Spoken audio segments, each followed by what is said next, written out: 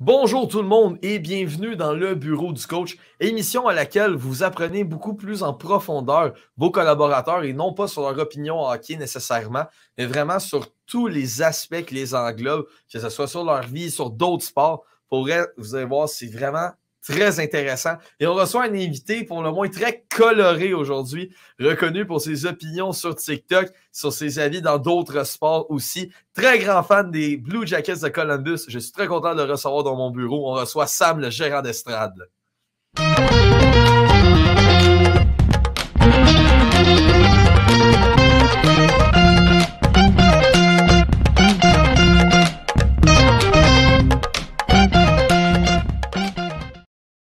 Salut Sam! Hey, salut! Ça va? Ça va. Ça va très bien, mais monsieur le coach. J'espère que je me ferai pas couper mon powerplay. Non, tu étais un peu fébrile dans le bureau du coach. Ben oui, c'est ça. C'est tout le temps un peu stressant. On ne sait jamais si le coach va nous annoncer. Hier, rassure-toi, je ne suis pas Tortorella, fait que je ne vais pas te ramasser. Parfait. Fait que Sam, on va commencer ça tout de suite. Yes. Donner des opinions hockey ou juste donner des opinions sur les réseaux sociaux, c'est pas donner à tout le monde. C'est pas tout le monde qui sont à l'aise avec ça. Toi, depuis quand tu avais envie d'émettre des opinions sur les réseaux sociaux? Je te dirais que j'ai jamais vraiment pensé avant d'émettre ça sur les réseaux sociaux. Mais avec la pandémie, le fait que j'ai découvert TikTok, j'ai connu Hockey Fan 514, Yves Lancy, qui est le papa de la coupe, qui lui faisait des vidéos. Lui, c'est le premier que j'ai vu faire des vidéos sur le hockey. Puis après ça, j'en ai vu d'autres en le faire. Puis je me suis dit, pourquoi pas moi? Je pourrais pas faire ça. Tu sais, j'ai des connaissances, puis j'aime ça faire réagir les gens. Fait que je me suis dit, pourquoi pas apporter mes connaissances à TikTok, puis on va voir ce que ça donne. Puis c'est ça. Tu sais, moi, je regarde pas mes statistiques. Je veux dire, quand une vidéo pomme pas, je m'en fous. Je fais la vidéo, puis je laisse ça aller. Puis c'est ça. J'ai commencé à en faire au début, puis au début, j'étais moins coquille un peu, moins personnage. Après ça, j'ai comme le personnage est embarqué, puis là, c'est là que les commentaires haineux ont commencé. Mais non, je me suis dit pourquoi pas. Puis je suis bien content avec ça. Puis c'est ça. Ouais, c'est malheureux que c'est pas tout le monde qui font la différence entre une personne et un personnage. Ouais, ben même Yves, avant qu'il me rencontre, lui, il me connaissait pas. Fait que, quand comme tu me connaissais pas, puis me voyais sur les réseaux sociaux, vous pensez que je suis le même tout le temps, mais c'est un personnage quand je fais mes vidéos de faire réagir, puis de faire, d'être cocky, puis un peu, mais c'est un personnage. Je suis pas comme ça dans la vie de tous les jours. Là, mais il y a des gens qui le comprennent, puis il y a des gens qui le comprennent pas. Mais c'est sûr que si vous me connaissez pas, c'est plus dur à comprendre. Je comprends ça, mais en tout cas, moi, je trouve ça bien drôle. À un moment donné, tu t'habitues, si tu fais une carapace avec les commentaires. Ben oui, puis on sait, Sam, en tout cas dans la coupe, c'est pas un secret, que tu es un fan aussi de d'autres sports, de soccer, de football. Et je vais relier ça avec un de tes anciennes jobs qui est camionneur. Pour eux qui ne savent pas, Sam était un camionneur. Est-ce que cette passion-là est venue en visitant d'autres villes ailleurs, que ce soit au Québec ou dans le pays, ou c'est vraiment venu plus tôt que ça avant que tu sois camionneur? Ouais, ben effectivement, j'étais camionneur avant. J'ai fait ça pendant 3 ans et demi. Puis c'est le métier que j'ai toujours voulu faire depuis que j'avais 1 an. Là, quand ma mère travaillait elle était serveur dans un genre de truck stop. Là. Puis j'ai regardé les revues des camions. Tu sais, je connais aucune mécanique. Tu sais, je connais personne qui avait des camions autour de moi. Je tripais pas sur les camions, la mécanique et tout, comme la plupart des camionneurs font. Moi, je tripais juste sur le fait de faire de la route. Fait que j'ai pris mon cours, j'ai fait mon diplôme d'études professionnelles, puis j'ai fait mon cours, puis j'ai fait ça 3 ans et demi, mais les horaires avec le salaire que ça donne, parce que moi, je faisais du local, tu sais, j'en revenais chez nous chaque soir, je voulais pas, tu sais, en étant fan de sport, tu sais, dans un camion, tu peux pas vraiment regarder du sport, fait que, tu sais, moi, il fallait que je regarde du sport le soir. Fait que, c'est ça. Pour répondre à ta question, non, c'est pas venu avec ça. Je te dirais que je suis un fan de sport de hockey depuis que je suis jeune. C'est mon père a écouté le hockey, fait que je me suis mis à écouter le hockey. Puis les autres sports, c'est vraiment venu après. Le football, j'ai joué au football au secondaire, fait que j'aimais ça. Football, hockey, ça a toujours été mes sports. Le baseball, avant, je détestais ça. Et le basketball aussi. Et à cette heure, j'égalise ça avec le hockey et le football. Les 4 sports majeurs, j'y regarde. Puis le soccer un peu, mais moins. J'aime plus jouer à FIFA, mettons. Mais à un moment donné, il faut prendre un break dans les sports qu'on suit aussi. On ne peut pas suivre tous les sports au monde. Là. Exactement. Mais le soccer, c'est plus un sport qui a moins d'action, je dirais. Tandis que les autres, les 4 sports majeurs en Amérique du Nord, c'est vraiment des sports qui ont de l'action. C'est ça. Fait que je te dirais que les 4 sports majeurs, je suis pas mal ça assidûment, je te dirais. Puis, avant de continuer dans les sports majeurs, une petite question pour le fun. Ouais.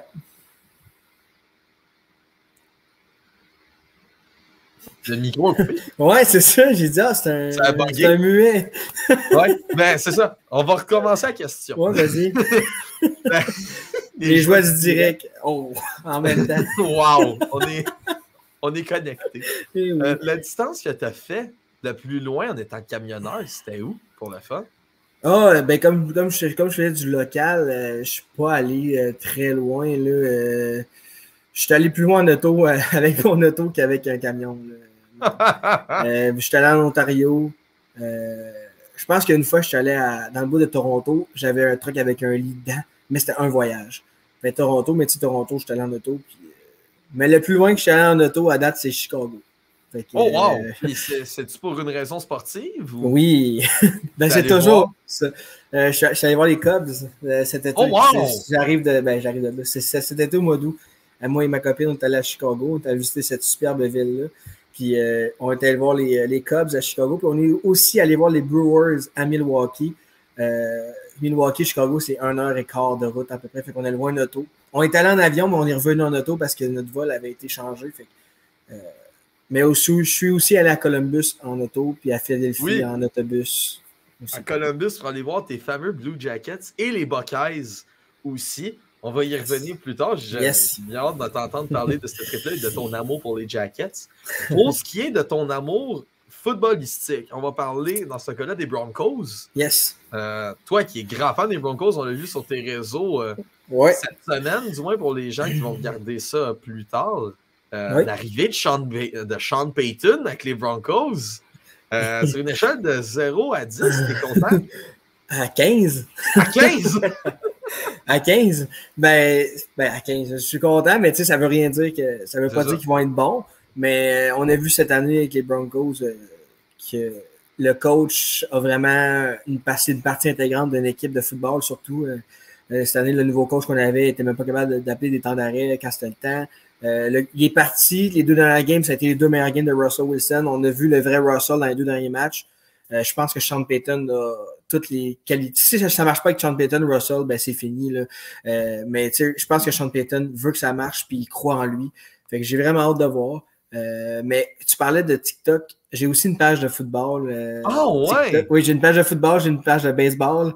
J'ai une page de paris sportifs.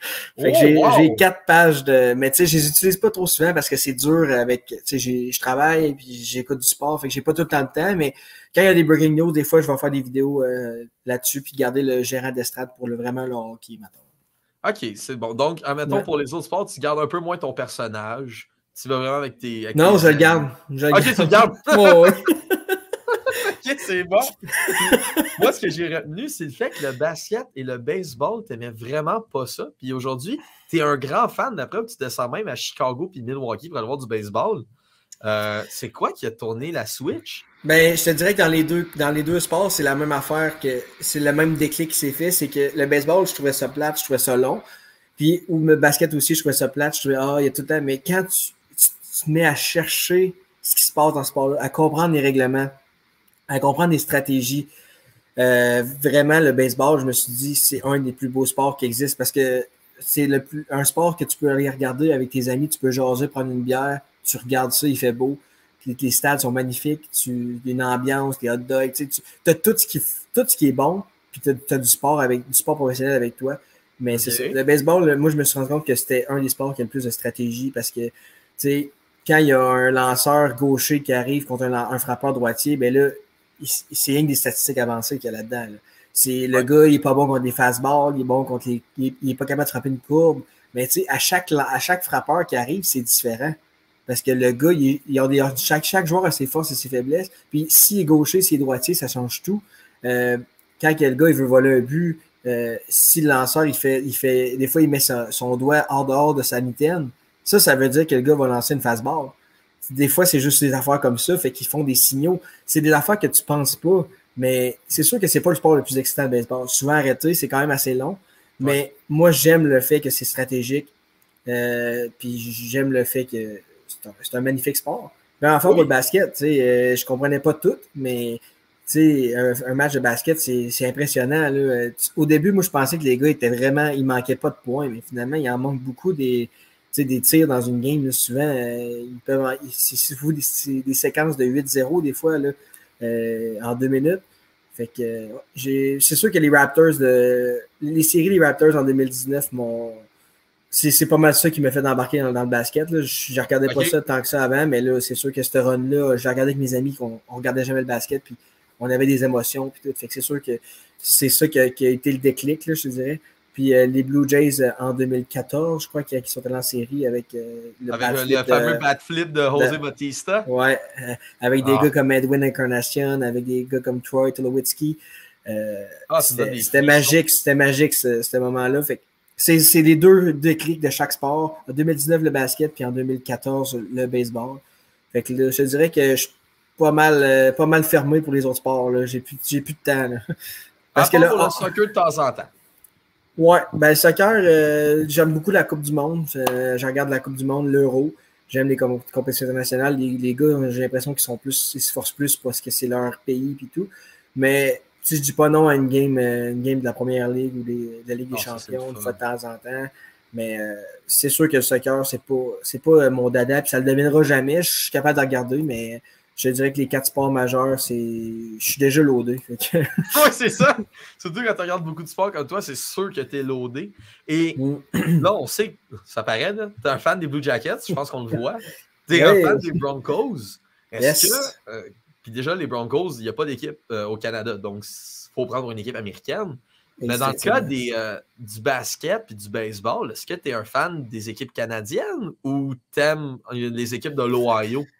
Le basketball, je suis un fan des Raptors, bien sûr, mais j'aime bien les Nuggets de Denver, qui aussi, c'est dans l'aréna de l'Avalanche. J'aime beaucoup le Colorado, j'aime beaucoup les Denver, parce que je suis déjà allé, j'aime la ville. Fait que, puis mon joueur préféré dans la NBA, c'est Nikola Jokic. Le joueur des Nuggets. Fait que je te dirais que les Nuggets et les Raptors sont les deux dans chacun des conférences. Fait que j'aime ça me pogner une équipe dans chaque conférence. Comme au hockey, c'est les Vancouver et Columbus. Ouais. Au basket, c'est les Nuggets et les Raptors. Puis au baseball, c'est les Blue Jays, bien sûr, et les Nationals de Washington.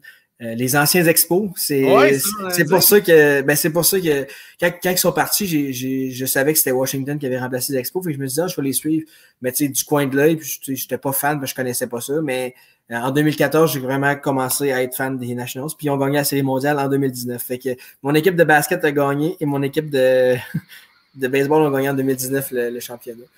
Les Broncos ont gagné en 2015. Fait que la seule affaire qui me manque, c'est les Blue Jackets à gagner la Coupe Stanley. Je dirais dans mes équipes numéro 1, c'est ça. Puis au football, par contre, j'ai juste les Broncos. J'aime bien les Bengals, par contre. Bon quand tu me parles de l'Ohio, j'aille pas les Browns non plus. L'Ohio, c'est mon état. C'est sûr que tout ce qui se passe en Ohio, je pense qu'il y a un vibe là-bas qui est différent.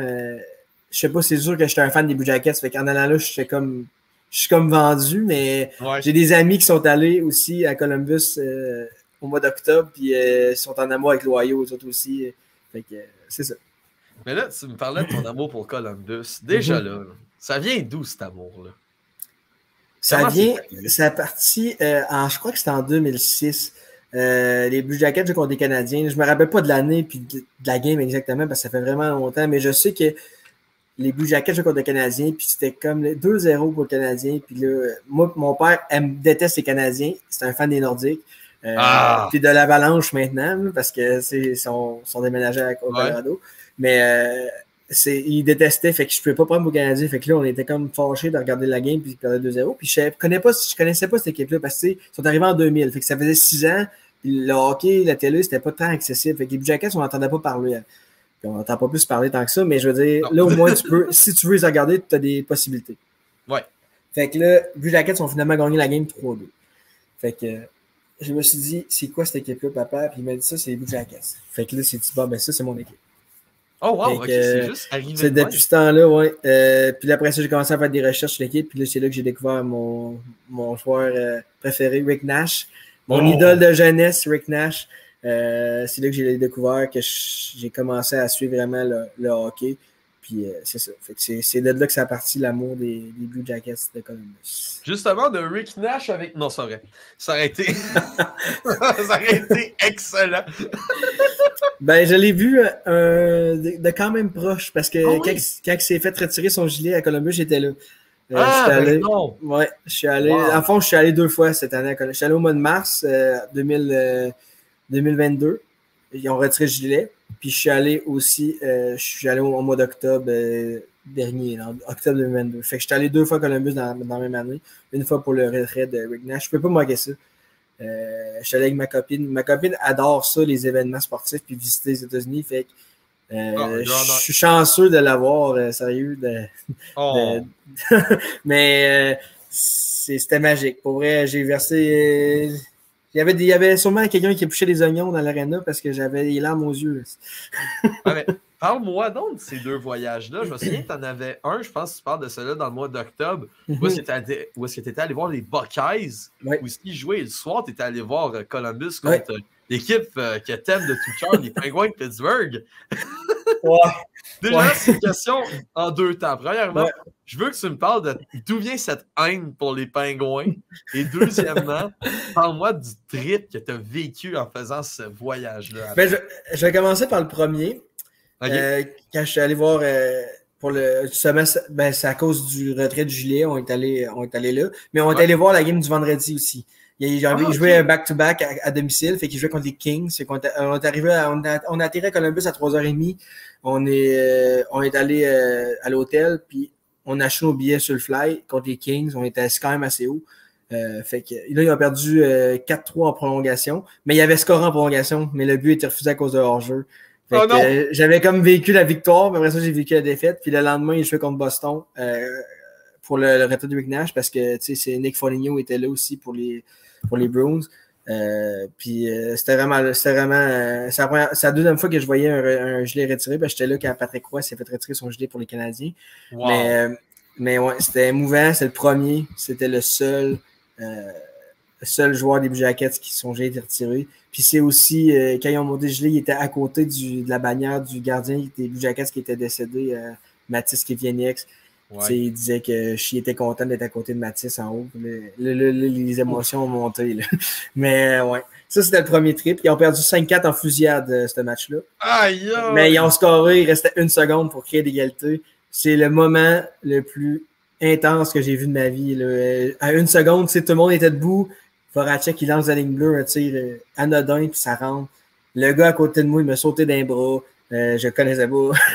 C'était fou. Même ma blonde, c'est une fan elle aime ça, mais c'est pas une fan tant que ça, c'est fini. Puis elle capotait. Là, on était vraiment contents. Puis on a eu 2 bons matchs, mais 2 défaites. Puis ça, c'était le premier voyage. Puis le deuxième, on était allé voir un groupe de musique qui vient de Columbus, que ma blonde aime bien. Puis il était en show le vendredi au Nationwide Arena. Fait qu'on est allé. Puis le lendemain, il jouait contre les Penguins de Pittsburgh. Les Penguins de Pittsburgh. Je vais raconter comment ça s'est passé. Pour ça, je vais te parler de la haine que j'ai. Parce que ça a alimenté la haine, ce match-là. On est allé voir les Buckeyes en après-midi. Parce que la NCAA, c'est un autre sport que je suis religieusement. Fait que c'est comme 5 sports, mais c'est pas un sport majeur. Fait que c'est pour ça que j'ai pas compté. Mais lui, ça aussi, je suis ça régulièrement. Je connais pas mal presque toutes les équipes. Fait que c'est ça. On va voir les Buckeyes après le match. Ils ont gagné 54-10. Fait que c'était une petite facile, comme on dit. Mais pratique, là. Ouais. Je m'en doutais. Là. C'était contre Iowa. Fait que c'était pas une grosse game. Mais bon, l'ambiance était fou. 104 000 personnes dans le même stade. C'était incroyable. Après ça, on s'en va à l'hôtel. On va souper. On va au match des Penguins des Blue Jackets. Les plus grands rivaux des Blue Jackets. Parce qu'il faut savoir que Pittsburgh et Columbus, c'est 2h15 de route à peu près en auto. C'est vraiment proche. Il y a vraiment une proximité. Là. Beaucoup de fans des Pingouins étaient là, comme à chaque fois qu'ils jouent contre les Blue Jackets. Puis c'est ça. Les Blue Jackets venaient 3-1. Le premier but de Ken Johnson dans la nationale, je l'ai vu. J'étais content de ça. Puis c'est ça. C'était 3-1 Blue Jackets. Personne ne bavait. Puis là, les Blue Jackets, finalement, ça a fini 6-3 pour les Pingouins. Mais les fans des Pingouins, c'est les fans les plus désagréables que j'ai vus. Avec ceux du Canadien, mettons. Parce que quand je vais au Canadien, je mets manger des Blue Jackets. Puis tu sais, j'ai rien de me faire écœurer et tout. Mais quand c'est rendu, genre, que c'est presque de l'intimidation, c'est du sport pareil. Ouais. C'est ça. Les fans des Pingouins, il y avait un petit gars d'à peu près 17 ans, là, vraiment baveux. Là. Vraiment baveux. Il nous faisait des babayes, il nous envoyait chier. C'est parce qu'il avait gagné. Fait que je les haïssais déjà avant, puis sérieusement, je me suis dit, c'est exactement pour ça que je les aime pas, les fans des Pingouins. Puis les Pingouins, c'est à cause de leurs fans. Puis les Canadiens, c'est un peu la même chose, mais il y a des fans du Canadien qui sont corrects, par contre. J'en connais. Mais ouais, ça m'a vraiment fait. Je bouillais en dedans de moi. Ça doit. Mais ouais, c'est ça. Fait que c'est la haine des Pingouins, c'est qu'ils ont déjà sorti Blue Jackets aussi 2 fois en série. Fait que, c'est sûr que tu peux pas aimer. Puis non, Crosby, je respecte que c'est un excellent joueur de hockey, mais j'aime pas son attitude de crybaby un peu, là, tout le temps en train de chialer après l'arbitrage, après tout. Puis en tout cas, la série contre les Prédateurs en finale de la Coupe, là, il y a eu des calls douteux de cette série-là qui sont sortis, là, que j'ai encore sur le cœur, fait que non. Les Pingouins, non. C'est non. Et parce que tu as dit, on suppose que ta haine des Canadiens vient du fait que ton père est un supporter des Nordiques. C'est clair, parce que mon frère non plus, il n'aime pas de Canadiens, puis mon frère, c'est un fan des Sharks de San Jose. Oh, fait vraiment des fans d'équipe américaine, hein? Ouais. Ben oui. Ça, c'est le fun. Est-ce que ton frère est autant fan des Sharks que toi, t'es fan des Jackets? Oui. Oui? Ben oui, il y a une panoplie de gilets, lui aussi. On n'est jamais à la San Jose encore, mais ça va venir. Mais oui, lui, il a même fait des pancartes. Là. Il est allé au Centre Bell contre les Sharks, puis il a fait une pancarte à Joe Thornton quand il jouait pour les Sharks. Wow. Je peux-tu avoir un bâton? Puis Joe Thornton, il a signé son bâton, il a joué la game avec, il a signé son bâton, puis il l'a donné à mon frère après la game. Aïe! Ouais. Fait que, ouais, on est des fans finis de nos équipes, même si là, présentement, ça va pas bien, mais les Sharks ont quand même eu leur haut moment dans les années 2008 à 2017 à peu près. Là. La finale de la Coupe. Ils étaient tout le temps en série, finale de la Coupe, mais ils choquaient souvent en série, mais ils ont tout le temps été une équipe très puissante. Fait que c'est ça. Ouais. Ça, c'est le fun. Puis le trip à San Jose, est-ce que ça serait un petit Sharks Columbus? Pas nécessairement, non. On va aller, on irait voir, on s'arrangerait pour une game, mettons peut-être jeudi de la NFL, soit à San Francisco. Après ça, une game des Sharks. Et après ça, on irait peut-être voir les Warriors au basket. Parce que San Jose, San Francisco, c'est dans le même bout. C'est LA puis Anaheim, c'est plus loin. Ouais. On pourrait faire une semaine à aller voir les Ducks, mais c'est une couple d'heures de route, là, San Jose puis Los Angeles. Fait que ce serait plus les 49ers puis les Warriors de Golden State qu'on pourrait aller voir parce que c'est à Oakland, je crois, les Warriors. Fait que c'est à côté de San Jose. Fait que ça serait peut-être ce voyage-là, mais peut-être qu'on pourrait prendre une semaine et aller voir les Rams ou les Chargers ainsi que les Kings et les Ducks. Mais on n'est pas encore rendu là. On voulait y aller en 2020, mais la pandémie a fait qu'on a voulu reporter ça. Mais c'est sûr qu'on va y aller un jour. Moi, j'ai eu la chance de voir une game des Kings à LA. Malheureusement, les Kings, c'est dans leur pire saison. Ouais. L'ambiance hier ressemblait à celle des sénateurs d'Ottawa. Beaucoup de partisans assis malgré des buts qui applaudissent. T'avais moi, fan du Canadien, je suis habitué au Centre Bell, je me levais, j'applaudissais. Il n'y avait pas beaucoup la même ambiance, quoique j'étais une victoire des Kings de 6-5 contre les Blackhawks, avec beaucoup de rebondissements. Bon c'est vraiment le fun. Je te souhaite de le faire, ce voyage-là. Honnêtement, tu me donnes envie de voyager et aller voir plein de sports. J'avais comme projet d'aller voir un match des Islanders aussi à New York, parce que les Rangers, on s'entend que c'est pas donné, là. Mais je suis déjà allé voir les Rangers. C'est quoi l'ambiance de rentrer au Madison Square Garden? Henri m'en avait glissé un mot, là. C'est spécial. Ouais, c'est ça, c'est spécial. C'est un monument de hockey, là. Je veux dire, je pense que chaque fan de hockey, il faut qu'il aille au Madison Square Garden au moins une fois. Puis chaque fan de baseball doit aller au Wrigley Field à Chicago. Ça, je suis d'accord avec toi là-dessus. Moi, j'ai fait les deux. Ouais, c'est ça. Toi, t'as une belle bucket list. Là. Ben, à chaque année, moi et ma copine, on fait un voyage l'été. Un voyage de sport combiné avec on visite. Fait que c'est ça. Cet été, on va à Kansas City. Oh, aller voir une game des Royals. Ouais. Les Royals. Les Royals, après ça, on se loue un auto, on va à Saint-Louis voir les Cards. Puis après ça, on va à Kentucky. On va au Kentucky voir l'Université du Kentucky, NCAA contre Ball State. Puis on va visiter un peu, on va aller voir une grotte en kayak, puis des affaires comme ça. Ouais. Wow! On a planifié notre voyage pour cet été. C'est des La pire, c'est que c'est ma blonde qui m'a planifié sur mon voyage. Elle m'est arrivée avec ça, ouais. Aïe aïe! Ouais, elle m'arrive avec ça, elle check les sports qu'il y a, puis... Ben, l'Université du Kentucky, c'est moi qui l'ai fait, parce que je me suis dit, hey, c'est direct au début de la saison de l'NCAA, c'est fin août, c'est le premier match, fait que j'ai cherché, puis on va y aller, mais le baseball, c'est elle qui a fait le... Ouais. Aïe aïe, wow, ça c'est pas dans le maudit! Aïe aïe! C'est le fun! Mais là, avançons un peu. On va arrêter de rêver. Ben quoi, on peut continuer de rêver aussi, là, mais on va parler du projet à la coupe. Yes! Comment t'as fait pour arriver là-dedans? Parce que si je me souviens bien, Yves m'a dit que tu étais dans les premiers à se joindre au projet. Ouais. Comment c'est arrivé cette offre-là sur la table? Ben, moi, j'avais un podcast avec un autre gars avec TikTok qui n'a pas vraiment marché.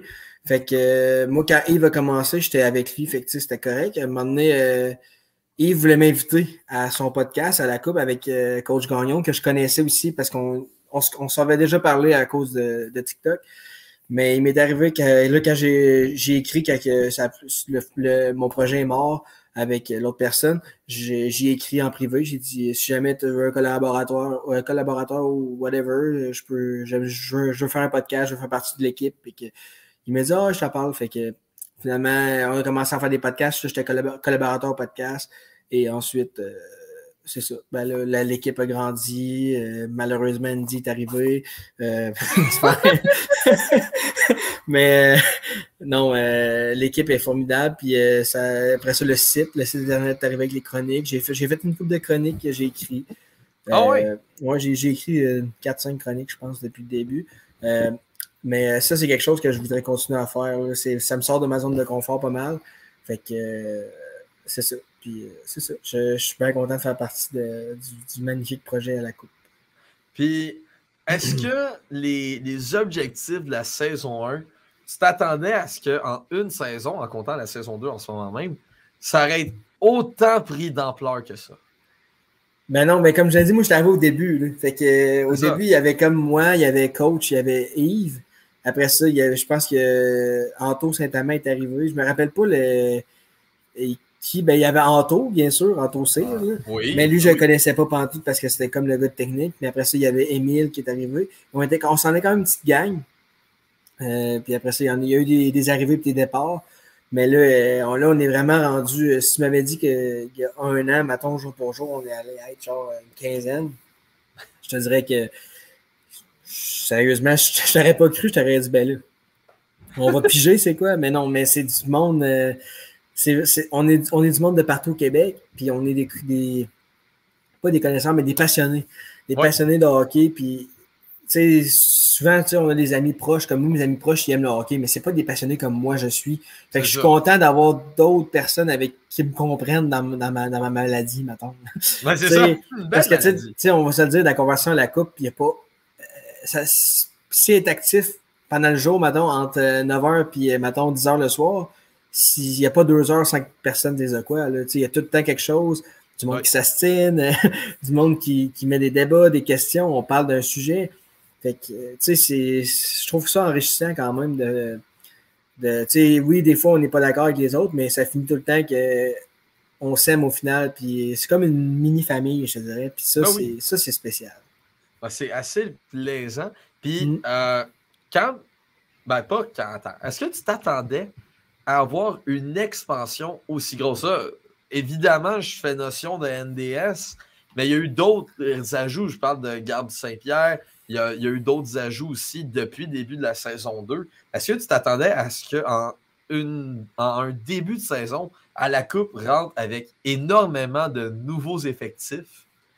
Ben non, comme je te dis, je m'en attendais pas. Puis ce qui est le fun, c'est qu'avec Guillaume et Gab, on a vraiment un côté LHJMQ que, tu sais, moi, j'aime la LHJMQ. Tu sais, je suis un fan des Remparts, mais tu sais, je vais pas...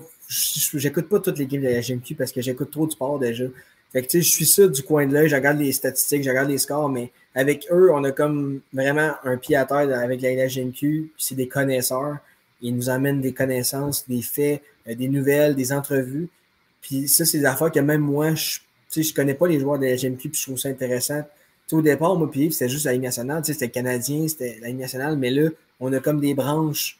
T'sais, toi, avec tes amis que je connaissais pas, que j'apprends à connaître, puis à chaque fois, c'est vraiment plaisant de faire la notif. C'est vraiment plaisant de rencontrer plein de monde, puis chaque personne amène ses connaissances. Ça fait un ensemble. Ben écoute, c'est super le fun d'entendre ces beaux mots-là. Ça, c'est certain. Et dernière question. OK, t'es prêt, là? T'es bien assis, tout ça. La question qui tue, là. Ouais, ça, t'as la tête bien préparée, là? Ben oui. Quel serait ton plus grand rêve avec le projet à la Coupe? Oh! Oh! Ah, ben là, le plus grand rêve, on rêve, là. Maintenant, tu me dis qu'on rêve. Oui. OK. Ben, ça serait d'avoir je dirais, une passe média pour aller voir couvrir les plus grands événements sportifs. Oh, wow. Je te dirais même tout sport confondu. Là. Ah oui, hein? Aller au final de la Coupe Stanley, mettons, là, au Nationwide Arena contre les Sharks.